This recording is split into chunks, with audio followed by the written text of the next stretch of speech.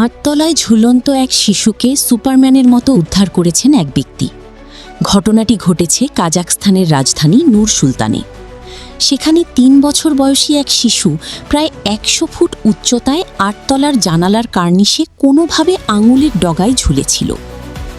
মা যখন কেনাকাটার জন্য বাইরে ছিলেন, তখন শিশুটি কুশন ও খেলনা ব্যবহার করে জানালার বাইরে চলে আসে। এই হাড় হিম করা দৃশ্য দেখে নিচে জড়ো হওয়া মানুষজন আতঙ্কে চিৎকার করতে থাকেন। ঠিক সেই মুহূর্তেই দেবদূতের মতো আবির্ভূত হন সান্তাক বাইব সাবিত নামে এক ব্যক্তি। পেশায় নির্মাণ শ্রমিক সাবিত কাজে যাচ্ছিলেন, কিন্তু এমন ভয়াবহ দৃশ্য দেখে তিনি এক মুহূর্ত দেরি না করে নিজের জীবন বাজি রাখেন। তিনি ৭ম তলার জানালা দিয়ে বাইরে বেরিয়ে আসেন এবং অত্যন্ত সাহসিকতার সঙ্গে শিশুটির পা ধরে নিচে নামিয়ে আনেন।